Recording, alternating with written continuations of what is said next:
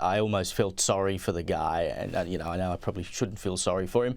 He's putting himself up for the job, but you just look at it and go, seriously, why are you still there?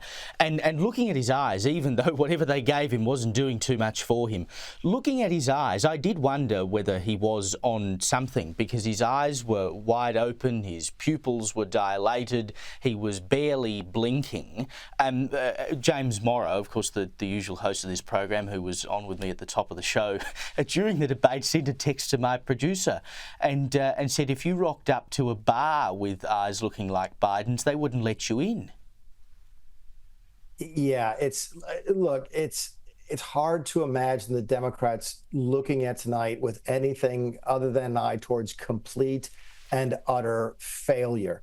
I was watching a television program just a few minutes ago, and they had Gavin Newsom on, and you have to imagine that the auditioning is already starting for replacing Joe Biden. The discussion on one of the most left-leaning television networks was, how would we replace Joe Biden at the Democrat National Convention in August? So these discussions that, were sort of taking places on the fringes of the internet maybe 3 or 4 months ago are now taking place on live television.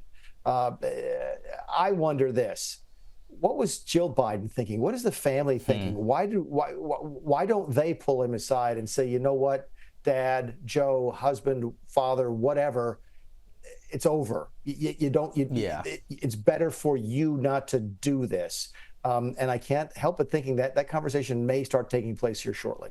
I think it has to. He was asked directly about his age tonight, and he sort of, fobbed it off and then started talking about computer chips. Take a look.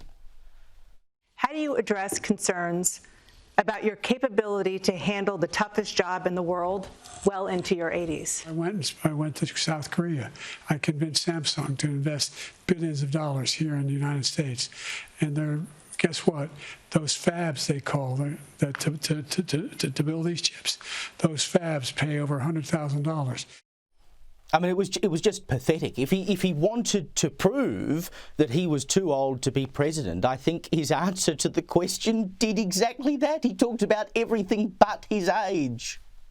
Yeah, there was actually another example that I thought was even more telling. They asked him a softball question, a very easy question about abortion.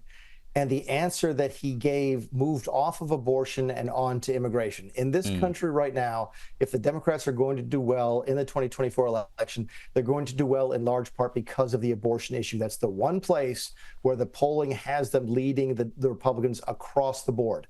The moderators asked him an abortion question, and he turned it into immigration, one of the weakest topics right now for the Democrats. At one point, Donald Trump, in response to whatever answer that Joe Biden gave, said, I don't understand what he just said, and I don't think he did either.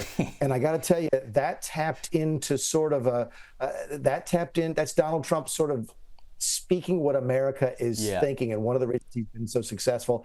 And I got to tell you, if Joe Biden is on the ticket at the end of August, this election is well over. I mean, look, Donald Trump has the ability always to snatch defeat from the jaws of victory. There's no question. But if you had the election tomorrow night, it would not be even close.